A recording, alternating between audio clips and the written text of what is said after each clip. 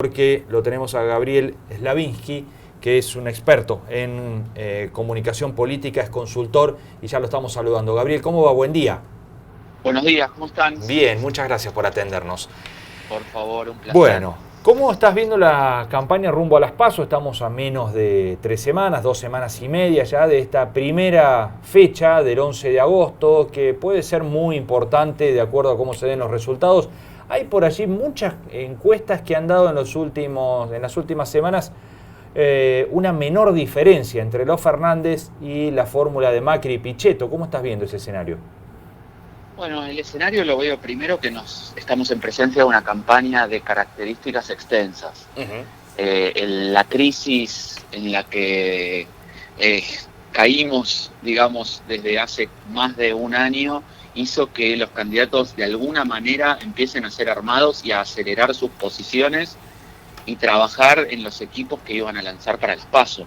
Y en ese contexto, estas elecciones se transforman en fundamentales, porque después de una larga carrera, de una larga campaña, son como la primera escala de un momento donde se sanciona, ¿vieron? Es como el primer resultado importante que vamos a tener. Claro. Y la verdad que en un escenario tan polarizado, estas elecciones primarias son muy significativas.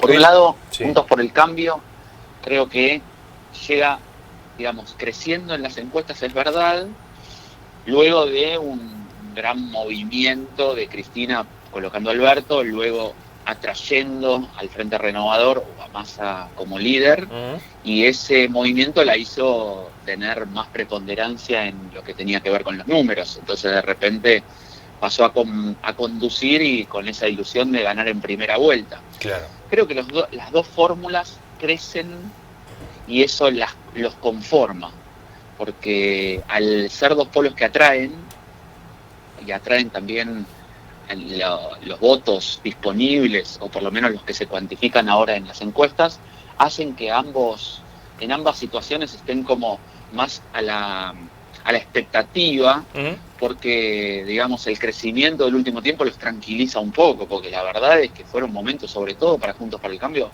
muy complicados, Sí, en donde claro.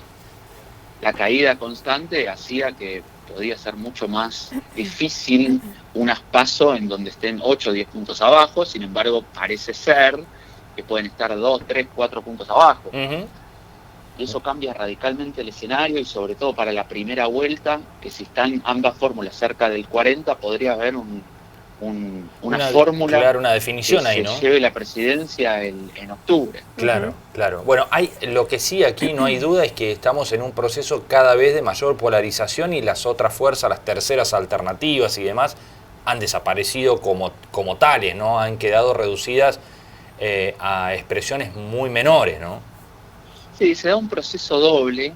Uno es que la tercera vía queda cada vez con menos capacidad de recibir los votos, pero en principio por una cuestión de no haber podido configurar la oferta electoral, no tanto porque no hubo una demanda. Uno en general tiende a pensar de que la oferta se configura en base a la demanda, que si tengo grandes cantidades de votantes, seguramente alguna alternativa se puede configurar, pero en este caso esa demanda estaba cercana al 25%, si podían crecer durante la campaña, podía llegar a un número que hasta lo coloque en la presidencia de la Nación. Sin embargo, esa oferta no se pudo configurar, porque la Baña ingresó en ese espacio, pero la realidad es que no quería paso, y entonces, bueno, toda una serie de situaciones netamente políticas que hicieron que Pichetto se vaya para un lado, Massa para el otro, y Schiaretti no participe.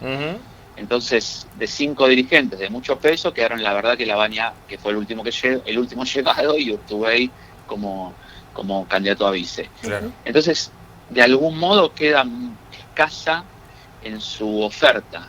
Eso hace que tenga menos votos, y al tener menos votos en octubre, y la segunda característica, pueda suceder que un voto útil en octubre la deje con menor incluso cantidad de votos de las que tiene actualmente. Y las demás fórmulas pasaría algo similar, simplemente sin la primera la primera cuestión de esa oferta, que era un poco más amplia en el caso de Alternativa Federal, que luego fue Consenso Federal, no, Consenso 2030 y ahora es Consenso Federal 2030. Claro, ¿vos crees que con este escenario hay chances reales de que se resuelva en primera vuelta esto? Y sí, porque al haber dos polos muy fuertemente que atraen no solamente a los votantes, sino a los dirigentes, o a los dirigentes en primera medida y a los votantes hacia las PASO, si ambas fórmulas congregan el 80% de la intención de voto o el 82% con un 42-40, va a hacer que el famoso voto útil, que no es grande, no necesariamente es grande, al ser tan escasa la cantidad de votos que se necesitan para ganar en primera vuelta, pueda llegar a ser demasiado importante hacia octubre. Entonces imagino que si alguna de las fórmulas gana 42-40 en las PASO, 42-39, los votantes de la Baña, los votantes que siguen Alternativa Federal o el Consenso Federal 2030, que siguen a Urtubey, podrían ir hacia cualquiera de las dos fórmulas en cualquier porcentaje, aunque sea menor, y luego los votantes de Esperto, de Gómez Centurión, pueden ir también para, en alguna medida, y lo mismo lo de la izquierda. Pero simplemente con que se vaya el 1%, que es posible. Es determinante. Y es determinante, porque si de cada fórmula se va solo el 1%, la fórmula que llega al 43%, o si se va el 2%, a la fórmula que tiene el 40% o el 39%, podemos tener un ganador en primera vuelta con 45,1 a 44,3. Claro. Gabriel, buen día. Javier te saluda. Mucho gusto. Hola, Javier.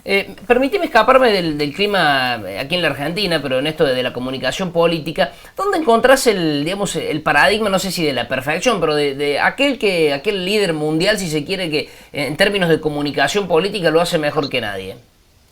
Bueno, hace mucho tiempo se viene estudiando la comunicación política en el mundo, yo te diría desde el año 1950 a la fecha. Hay un momento histórico y paradigmático que es el Obama 2008, que tiene que ver con... ¿Cómo? El Yes We Can, el sí se puede. Sí, claro, pero tiene que ver con una estrategia de campaña bien conformada, una correcta segmentación, una capacidad de liderazgo muy importante y, por último, una habilidad persuasiva de otra liga, de otro nivel, muy destacada, conformada por un equipo de campaña que supo utilizar el famoso Big Data para poder decirle a las personas exactamente los mensajes que estaban necesitando. Y esto no necesariamente tiene que ver con una manipulación, esto prácticamente tiene que ver con la posibilidad de entender qué es lo que grupos de ciudadanos estaban necesitando sentir o recibir como información destacada y poder hablarles de lo que ellos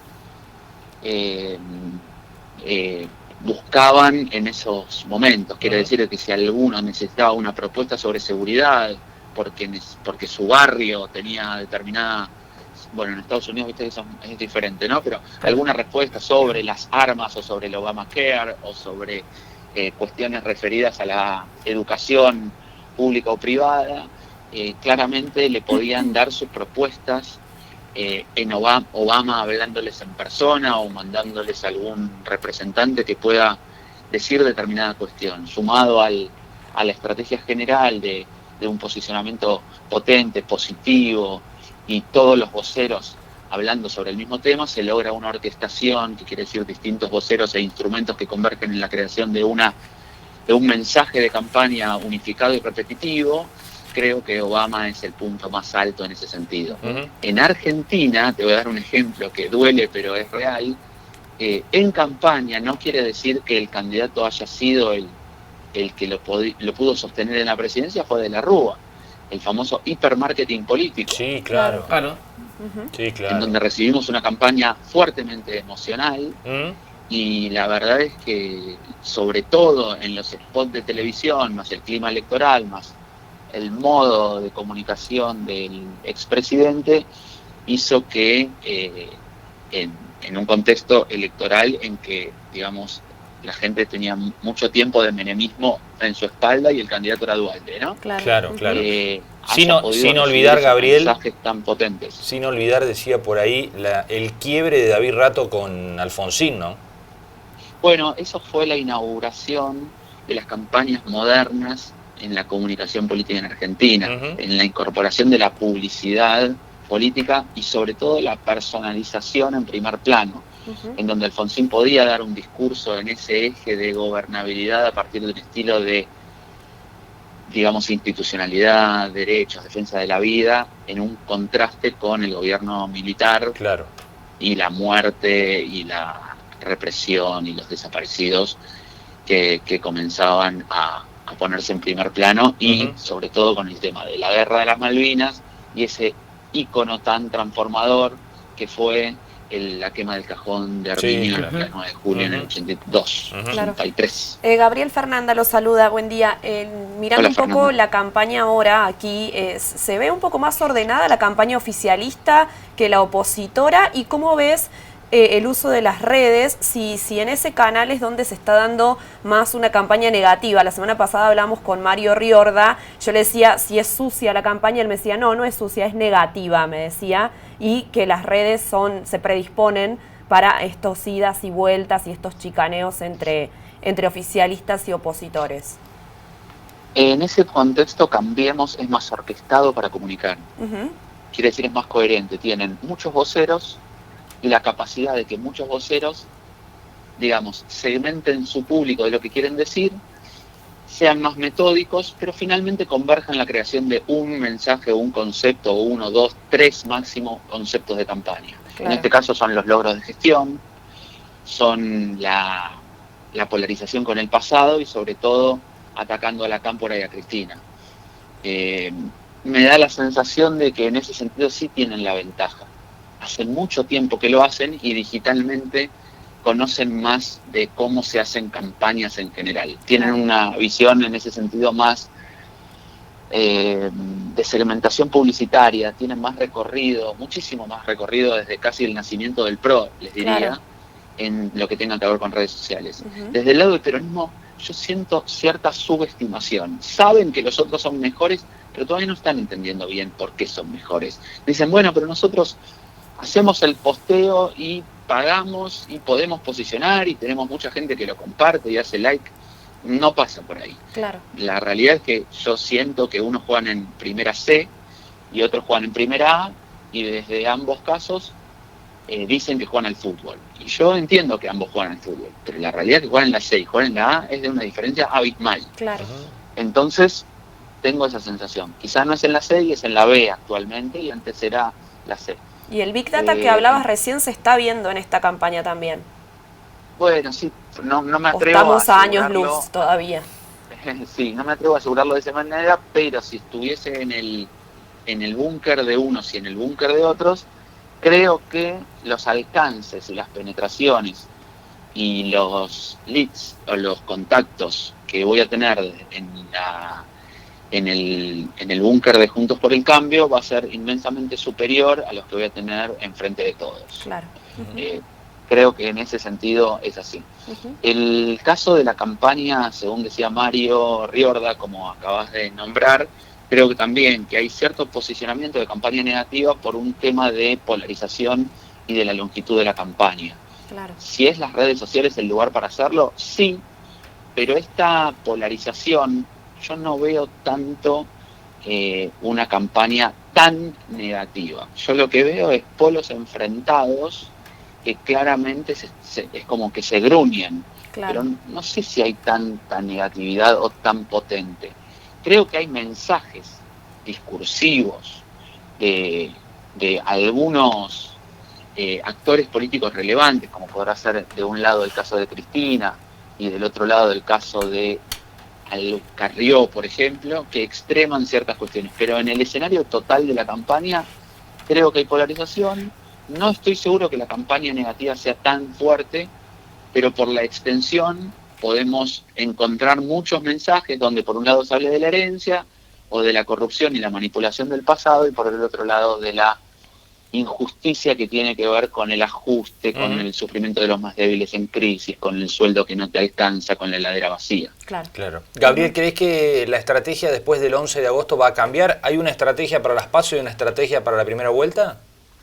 Bueno, vos no te olvides de que ahora en algún sentido futbolístico están entrenando y van a llegar a su primer gran resultado en las PASO, y si el entrenamiento coincide o la estrategia y la planificación coincide con el número que están buscando, yo creo que va a ser parecido a lo que realmente estuvieron buscando hace un par de meses, estos números así tan polarizados en 40-37, 40-38. Si se llegase a dar esos números, no me da la sensación de que haya grandes cambios.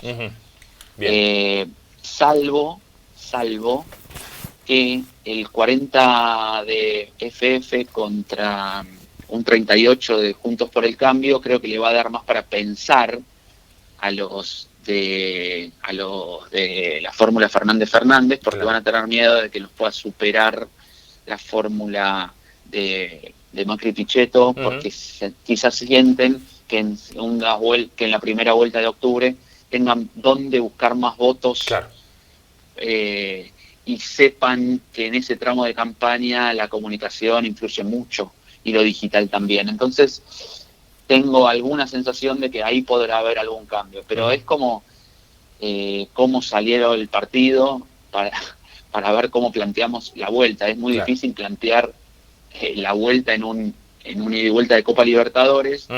Si no sabes cómo salió el primer partido, es difícil planificar el segundo. Así es. Bueno, Gabriel, ha sido un gusto conversar con vos. Gracias por estos minutos. Por favor, ha sido un placer. Cuando quieran, a disposición. Saludos para todos. Muy amable.